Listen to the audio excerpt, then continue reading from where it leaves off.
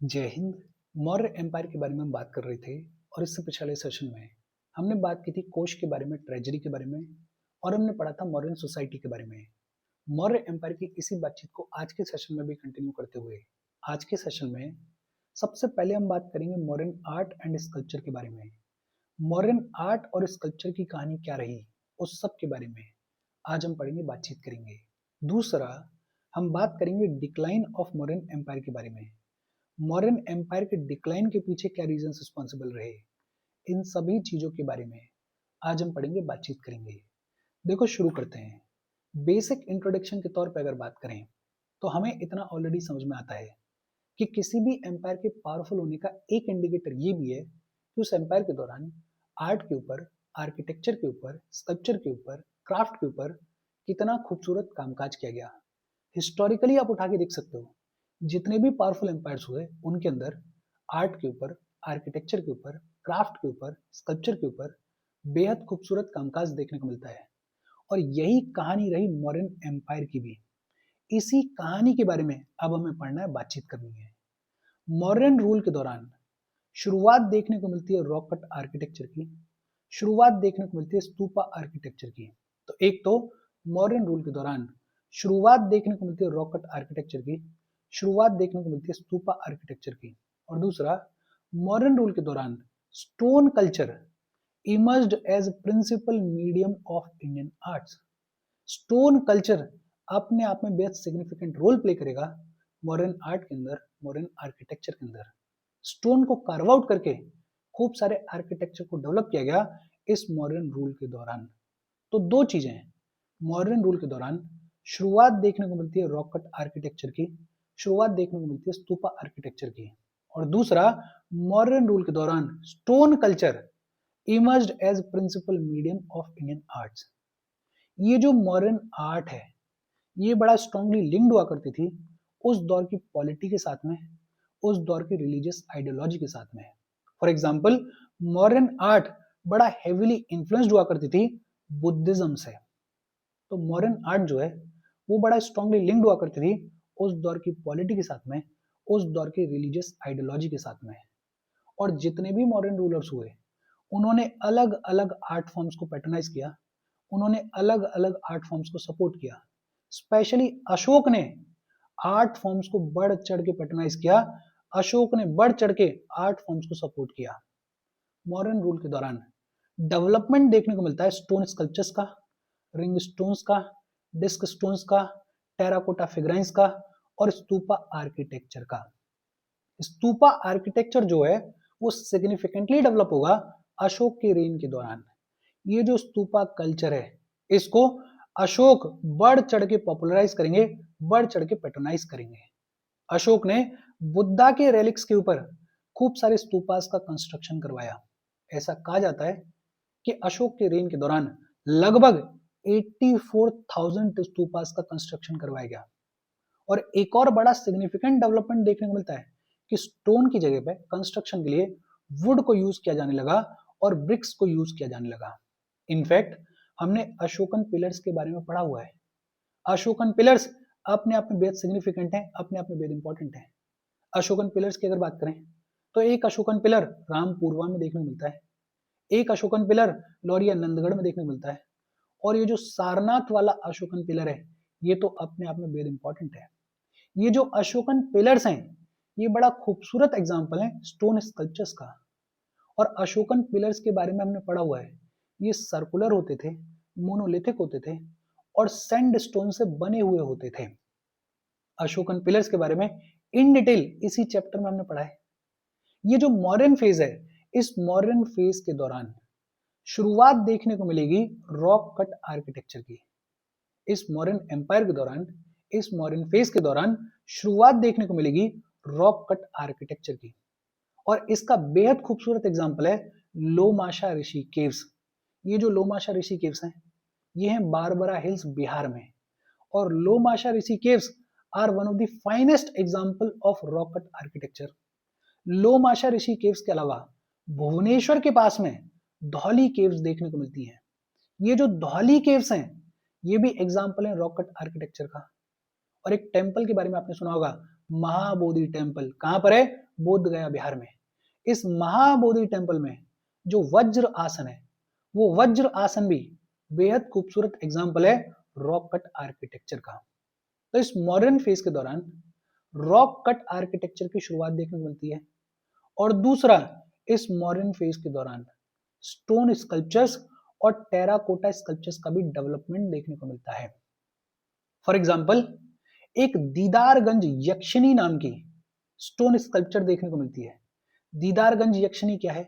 Basically यक्ष जो है वो मेल गॉड है, ये जो दीदारगंज यक्षिणी है ये फीमेल डेमी गॉड है, और इनका जो स्टोन स्कल्पचर है वो अपने आप में बेहद प्रोमिनेंट है, वो अपने आप में बेहद सिग्निफिकेंट है। इसके अलावा लोहनीपुर में, जो कि कहां पर है, पटना में है, लोहनीपुर में एक मेल टोर्सो देखने को मिलता है जो कि न्यूड है। तो torso of nude male figure भी देखने को मिलता है, और ये भी बड़ा खूबसूरत एग्जांपल है स्कल्पचर्स का।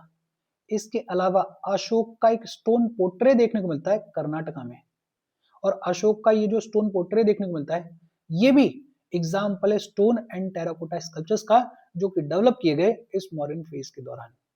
तो मॉडर्न फेज के दौरान एक सिग्निफिकेंट कामकाज किया गया रॉक कट आर्किटेक्चर के ऊपर, एक सिग्निफिकेंट कामकाज किया गया स्तूपा आर्किटेक्चर के ऊपर, और खूब सारे स्टोन और टेराकोटा स्कल्पचर्स भी इस मॉडर्न फेज के दौरान देखने को मिलते हैं।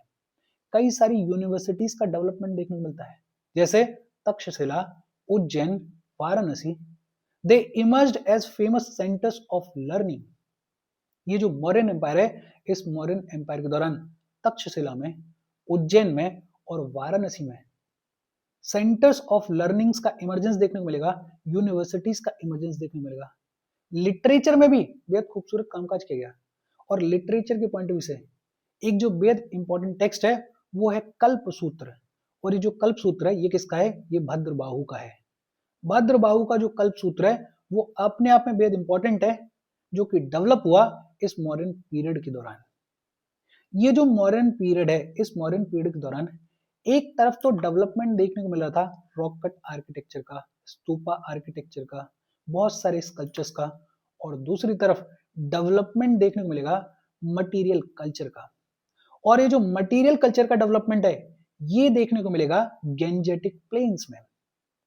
मटेरियल कल्चर का डेवलपमेंट देखने को मिलेगा गेंजेटिक प्लेन्स में। फॉर एग्जांपल, गेंजेटिक प्लेन्स में आयरन का यूज देखने को मिलेगा, आयरन टूल्स का यूज देखने को मिलेगा।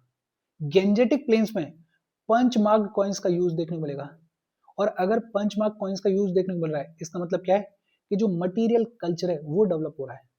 खूब सारी एनबीपीडब्ल्यू पोट्री यहाँ पे देखने को मिलेगी, और यहाँ पे गेंजेटिक प्लेन्स में बर्न्ट ब्रिक्स का भी कामकाज देखने को मिलेगा, टिम्बर का भी कंस्ट्रक्शन देखने को मिलेगा।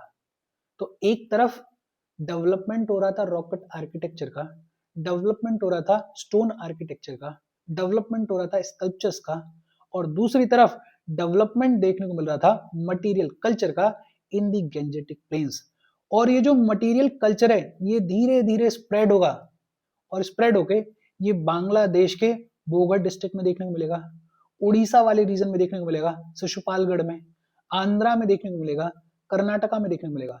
तो ये जो मटेरियल कल्चर है ये धीरे धीरे स्प्रेड भी होगा, ये धीरे धीरे ग्रो भी करेगा, और तब से लेके अब तक मटेरियल कल्चर तो जो है वो ग्रो करता ही रहा है। हमारा जो नेशनल एम्ब्लेम है उसको कहां से लिया गया है? उसको लिया गया है 4 line capital of Ashokan pillar से, जो कि कहां पर है? सारनाथ में है। ये तो ऑलरेडी आपको पता होगा और पता होना चाहिए कि हमारा जो नेशनल एम्ब्लेम है वो कहां से लिया गया है? वो सारनाथ पिलर से लिया गया है। ये जो मॉडर्न आर्ट है, इस मॉडर्न आर्ट के ऊपर पर्शियन इन्फ्लुएंस भी देखने को मिलता है। मॉडर्न आर्ट के ऊपर पर्शियन इन्फ्लुएंस भी देखने को मिलता है, और ये मेंस के पॉइंट ऑफ व्यू से इंपॉर्टेंट है। ये जो पर्शियन इन्फ्लुएंस है ये कहां दिखाई देता है? जो अशोकन पिलर्स हैं वो फॉर्म में और स्टाइल में काफी सिमिलर है to the Persian king Darius inscriptions. Persian king Darius के जो इंस्क्रिप्शंस हैं उनमें और अशोकन पिलर्स में सिमिलैरिटी देखने को मिलती है इन form and in style. In fact ये जो लिपि नाम का वर्ड है, ये जो दिपि नाम का वर्ड है, ये दोनों ही राजाओं के इंस्क्रिप्शंस में देखने को मिलता है। ये जो पॉलिश्ड सरफेस देखने को मिलता है और एनिमल कैपिटल देखने को मिलती है, ये दोनों ही राजाओं के किंगडम्स में देखने को मिलती है। और दोनों ही राजा अपने इंस्क्रिप्शंस में जो बातचीत है उसको थर्ड पर्सन से शुरू करते हैं और लास्ट आते आते फर्स्ट पर्सन में बात करने लगते हैं। तो ये जो मॉडर्न आर्ट है इसके ऊपर एक सिग्निफिकेंट पर्सन इन्फ्लुएंस देखने को मिलता है। कैसे देखने को मिलता है? ये जो अशोकन पिलर्स हैं वो काफी सिमिलर हैं in form and in style to the Darius inscriptions. ये जो वर्ड हैं लिपि और दिपि, ये दोनों वर्ड्स दोनों ही राजा डेरियस और अशोक दोनों ही राजा के इंस्क्रिप्शंस में देखने को मिलते हैं। ये जो पॉलिश्ड सरफेस देखने को मिलता है और ये जो एनिमल कैपिटल देखने को मिलती है ये भी दोनों राजा के जो कंस्ट्रक्शंस हैं उनमें देखने को मिलते हैं। और दोनों ही राजा अपनी बातचीत जो है वो थर्ड पर्सन में शुरू करते हैं, लेकिन एंड आते आते फर्स्ट पर्सन में बात करने लगते हैं। लेकिन ये जो मॉडर्न आर्ट है ये एकदम पर्शियन आर्ट के जैसी नहीं है, कुछ डिफरेंसेस भी देखने को मिलते हैं। और डिफरेंसेस क्या है? जो पर्शियन पिलर्स हैं उनके नीचे बेस देखने को मिलता है, जो मॉडर्न पिलर्स हैं उनके नीचे बेस देखने को नहीं मिलता है। तो एक इंपॉर्टेंट चीज, पर्शियन पिलर्स के ऊपर बेस देखने को मिलता है, सॉरी पर्शियन पिलर्स के नीचे बेस देखने को मिलता है और मॉडर्न पिलर्स के नीचे बेस देखने को नहीं मिलता है। जो मॉडर्न लोटस देखने को मिलता है, जो पिलर के ऊपर लोटस देखने को मिलता है, उसकी शेप और उसका जो ऑर्नामेंटेशन है वो पर्शियन लोटस से अलग है, उसमें डिफरेंस देखने को मिलता है। जो पर्शियन पिलर्स हैं वो फ्लूटेड सरफेस हैं, बेसिकली कुछ इस तरीके से फ्लूट्स बनाए गए, कुछ इस तरीके से जो सरफेस होता है उसको फ्लूटेड सरफेस बुलाते हैं। तो जो पर्शियन पिलर्स हैं उन पर फ्लूटेड सरफेस देखने को मिलता है। जो मॉडर्न पिलर्स हैं वो एकदम स्मूथ हैं, उनके ऊपर ऐसा कोई फ्लूट वाला डिजाइन देखने को नहीं मिलता है। जो मॉडर्न टाइप के अबेकस हैं और जो एनिमल्स कार्व आउट किए गए हैं वो पर्शियन कॉन्टेक्स्ट में देखने को नहीं मिलते हैं। ये देखो, ये मेंस के पॉइंट ऑफ व्यू से इंपॉर्टेंट है। पूछा जा सकता है कि मॉडर्न आर्ट की क्या सिमिलैरिटीज और क्या डिफरेंसेस देखने को मिलते हैं with the Persian art. Similarities क्या है? अशोकन पिलर्स और जो डेरियस पर्शियन किंग हुए उनके इंस्क्रिप्शंस में सिमिलैरिटी देखने को मिलती है इन फॉर्म एंड स्टाइल। दो वर्ड्स लिपि और डिपि या दिपि, ये दोनों वर्ड जो हैं वो दोनों राजाओं के इंस्क्रिप्शंस में अकर होता है। पॉलिश्ड सरफेस और एनिमल कैपिटल दोनों ही राजा के कंस्ट्रक्शंस में दिखाई देती है और दोनों ही राजा इंस्क्रिप्शंस में अपनी बातचीत को थर्ड पर्सन में शुरू करते हैं और खत्म करते हैं फर्स्ट पर्सन में। डिफरेंसेस क्या क्या देखने को मिलता है? पर्शियन पिलर्स के नीचे बेस देखने को मिलता है, मॉडर्न पिलर्स के नीचे बेस देखने को नहीं मिलता है। जो मॉडर्न लोटस है वो शेप और ऑर्नामेंटेशन में काफी अलग है पर्शियन लोटस से। जो पर्शियन पिलर्स हैं उनका जो सरफेस है वो फ्लूटेड होता है, जो मॉडर्न पिलर्स हैं उनका सरफेस एकदम स्मूथ होता है। और जो मॉडर्न टाइप का अबेकस है और एनिमल्स की कार्विंग है वो पर्शियन पिलर्स के ऊपर देखने को नहीं मिलती है। इजी और सिंपल सी बातचीत है। देखो, एक एडवाइस ये भी है कि अगर आपको आर्किटेक्चर के बारे में, स्पेशली ये जो रॉक कट आर्किटेक्चर है, स्तूपा आर्किटेक्चर है, इसके बारे में और डिटेल में पढ़ना है तो हमारे आर्ट एंड कल्चर के सेशंस खत्म हो गए हैं और वहां पे हमने इन डिटेल बातचीत की है इस पूरे आर्किटेक्चर के बारे में, इस पूरे आर्ट के बारे में। अगर आपने वो सेशंस देखे हैं तो अच्छी बात है, आपको पता होगा। अगर नहीं देखे हैं तो वहां पे जाकर डिटेल में देख सकते हो। यहाँ हम एक एम्पायर के कॉन्टेक्स्ट में और एंशिएंट हिस्ट्री के पॉइंट ऑफ व्यू से चीजों को देख रहे हैं। तो यहाँ पे बहुत सारी चीजें ऐसी हैं जो कि मिसिंग भी हैं या फिर ये कहें कि जिनकी मॉडर्न एम्पायर के कॉन्टेक्स्ट में कोई जरूरत नहीं है। अगर कॉम्प्रिहेंसिव तरीके से देखना है तो ये आर्ट एंड कल्चर वाली जो सेशंस हैं उनको देख लो। अच्छा, हम आगे बढ़ें उससे पहले वीडियो पर लाइक के बटन को दबा दो। लाइक दबाना जरूरी है बिकॉज यूट्यूब ऐसे ही फंक्शन करता है। जब आप वीडियो पर लाइक के बटन को दबाते हो तो यूट्यूब वीडियो को कंसिडर करता है और थोड़ा सा पुश कर देता है। तो लाइक का बटन दबा दो, शेयर कर दो अपने सोशल मीडिया हैंडल्स पे, व्हाट्सएप वगैरह पे अपने फ्रेंड्स को। जो भी लोग इसमें इंटरेस्टेड है, इससे रिलेटेड पढ़ाई कर रहे हैं, उनको शेयर कर दो। अगर चैनल को सब्सक्राइब नहीं किया तो फॉर श्योर चैनल को सब्सक्राइब कर लो। और अगर आप केपेबल हो, हेल्प करना चाहते हो तो आप हमें हेल्प कर सकते हो by clicking on the join button, या फिर आप कंट्रीब्यूट भी कर सकते हो क्यूआर कोड को स्कैन करके। अच्छा, मॉडर्न आर्ट और स्कल्पचर की कहानी क्या रही, होपफुली आपको समझ में आया होगा। इसके बाद बात आती है डिक्लाइन ऑफ मॉडर्न एम्पायर के बारे में। ये जो लंबा चौड़ा मॉडर्न एम्पायर हुआ करता था, इसके डिक्लाइन के पीछे क्या रीजन रिस्पॉन्सिबल रहे? सबसे पहला रीजन था ब्राह्मणिकल रिएक्शन। देखो, मॉडर्न रूलर्स स्पेशली अशोक जो है वो बढ़ चढ़ के बुद्धिज्म को सपोर्ट कर रहे थे। और बुद्धिज्म बात करता था एंटी सेक्रीफाइजल एक्टिविटीज के बारे में, एंटी रिचुअल था ब्राह्मणिज्म के। बेसिकली ये जो बुद्धिज्म है, ब्राह्मणिज्म में जितने भी रिचुअल्स चलते थे, ब्राह्मणिज्म में जितने भी सेक्रीफाइसेस की बात की जाती थी, उन सबको रिजेक्ट करता था। और आप समझ सकते हो, इन रिचुअल्स पे ही, इन सेक्रीफाइसेस पे ही ये जो ब्राह्मण्स हैं, इनका जीवन यापन चलता था, इनकी इनकम आती थी, इनको दान दक्षिणा मिलती थी। जब बुद्धिज्म को सपोर्ट मिलने लगा तो ये जो ब्राह्मणिकल डोमिनेंस है ये इंपैक्ट होने लगा, और ये जो ब्राह्मण्स की इनकम है ये नेगेटिवली इंपैक्ट होने लगी। दूसरा, अशोक आएंगे और अशोक जो है वो धम्म महामतास को अपॉइंट कर देंगे। ये जो धम्म महामतास हैं, इनका काम क्या है? धर्म को प्रीच करना, धर्म की बातचीत करना। और अगर धम्म महामतास को धर्म को प्रीच करने के लिए ही अपॉइंट किया गया है तो ब्राह्मण्स की जो इंपॉर्टेंस है वो कम होगी या नहीं होगी? बट ऑब्वियसली बात है कि उनकी इंपॉर्टेंस कम होगी। तो ये जो ब्राह्मण्स हैं जो कि अपने आप में बड़े सिग्निफिकेंट हुआ करते थे, पिछले सेशन में भी हमने पढ़ा था, सोशली डोमिनेंट हुआ करते थे, ये मॉडर्न रूलर्स के अगेंस्ट खड़े हो जाएंगे, मॉडर्न रूलर्स के प्रति हॉस्टाइल हो जाएंगे। इनफैक्ट जब मौर्य एम्पायर का डिक्लाइन देखने को मिलेगा तो बहुत सारे राजा जो हैं वो ब्राह्मण वर्ण से आएंगे, वो ब्राह्मण कम्युनिटी से आएंगे। और फिर अशोक की जो पैसिफिस्ट पॉलिसी थी, अशोक जब अपने लेटर फेज में जी रहे थे तो उन्होंने धम्म के रास्ते को अपनाया था, और उन्होंने धम्म के रास्ते के तहत अपनी जो पॉलिसी है उसमें सिग्निफिकेंटली पैसिफिज्म लेकर आया था, पैसिफिस्ट पॉलिसी देखने को मिलेगी। और इसकी वजह से जो आर्मी की प्रिपेयर्डनेस है उसमें भी कमी देखने को मिली। अशोक शांत हो जाएंगे। पहले बहरी घोष की पॉलिसी थी अशोक की, लास्ट में जाते जाते धम्म घोष की पॉलिसी हो जाएगी, धर्म के रास्ते पर अशोक चलने लगेंगे।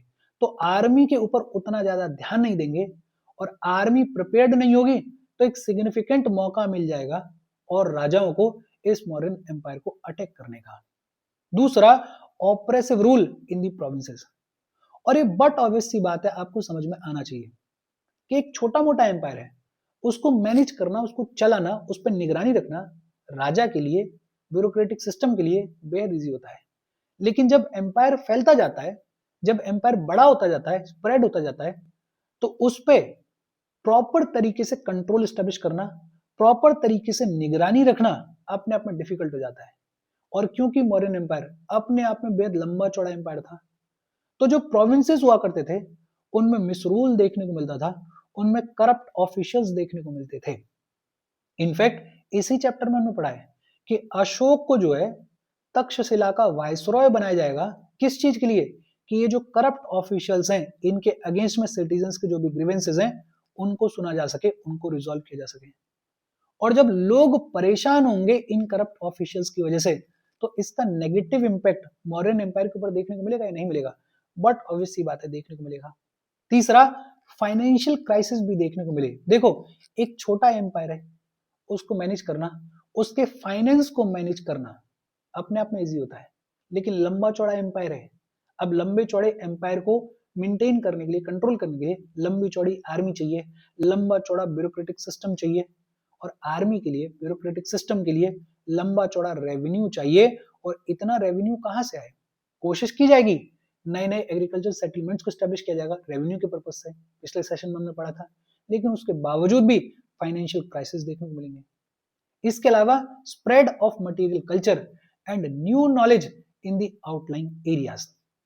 जो मेन सेंटर हुआ करता था वहां पे तो मॉडर्न्स का कंट्रोल था, लेकिन जो पेरीफेरल एरियाज हुआ करते थे, उन पेरीफेरल एरियाज में नए नए आयरन के टूल्स डेवलप किए जा रहे थे, नए नए वेपन्स डेवलप किए जा रहे थे। और over the period of time ये देखने को मिला कि मगध का जो एडवांटेज था वो अब सिग्निफिकेंटली रिड्यूस हो जाएगा। सेंट्रल इंडिया में इमरजेंस देखने को मिलेगा शुंगास का, कनव्स का। कलिंग में चेतीस का इमरजेंस देखने को मिलेगा, डेक्कन में सतवानास का इमरजेंस देखने को मिलेगा। तो ये जो मटेरियल कल्चर है जैसे जैसे स्प्रेड होने लगा वैसे वैसे नए नए रीजनल डोमिनेंसेस देखने को मिलेंगे। और इसके अलावा neglect of north west frontier, specially Ashok के रेन के दौरान। अशोक जो है या फिर जो लेटर मॉडर्न किंग्स हैं वो फोकस कर रहे थे धम्म के ऊपर, धर्म के ऊपर, उनका ध्यान धर्म को स्प्रेड करने के ऊपर ज्यादा था। और इस वजह से ये जो नॉर्थ वेस्ट फ्रंटियर है ये जो नॉर्थ वेस्ट फ्रंटियर है इस पे निगरानी कम हो गई, ये एक तरीके से नेग्लेक्ट हो गया। दूसरा, ये जो लेटर मॉडर्न रूलर्स हैं इन्होंने अपने एम्पायर को प्रोटेक्ट करने के लिए कोई बाउंड्री स्ट्रक्चर वगैरह भी नहीं बनाया था। जैसे चाइना में ग्रेट वॉल ऑफ चाइना देखने को मिलती है, ऐसी कोई वॉल हमारे यहाँ पे देखने को नहीं मिलती है। और क्योंकि नॉर्थ वेस्ट फ्रंटियर जो है वो कमजोर हो गया, कोई बाउंड्री स्ट्रक्चर रोकने के लिए बना नहीं है, तो फिर इन्फ्लक्स देखने को मिलेगा खूब सारे इन्वेडर्स का। जैसे स्कैंथियंस आएंगे 3rd सेंचुरी बीच में, पार्थियंस आएंगे, शाखाज आएंगे, ग्रीक्स आएंगे। ग्रीक्स ने सबसे पहली बार इंडिया को इन्वेड कब किया? 206 बीसी में किया। और ग्रीक्स ने नदन अफगानिस्तान में अपना किंगडम सेटअप किया सबसे पहली बार। बैक्टीरिया नाम का ये जो किंगडम है ये किसने सेटअप किया था? ये ग्रीक्स ने सेटअप किया था। और इसके साथ ये जो चैप्टर है इस चैप्टर की बातचीत खत्म हो गई। देखो, डिक्लाइन के रीजंस तो आपको समझ में आने चाहिए। एक तो ब्राह्मणिकल रिएक्शन, दूसरा भाई लंबा चौड़ा एम्पायर है तो उसमें करप्शन भी देखने को मिलेगा, उसमें फाइनेंशियल क्राइसिस भी देखने को मिलेंगी। फिर over the period of time कुछ कुछ नई चीजों का डेवलपमेंट देखने को मिलेगा, जैसे नए आयरन टूल्स, नए वेपन्स डेवलप किए जाएंगे, और उनका जो फायदा है वो रीजनल डोमिनेंस को स्टैब्लिश करने में लोगों को मिलेगा। फिर सबसे इंपॉर्टेंट क्या है कि ये जो नॉर्थ वेस्ट फ्रंटियर है इस पे ध्यान नहीं दिया लेटर मॉडर्न रूलर्स ने। और इसके साथ इस चैप्टर की बातचीत खत्म हो गई। कोई डाउट हो कमेंट करके पूछ लेना। Thank you very much.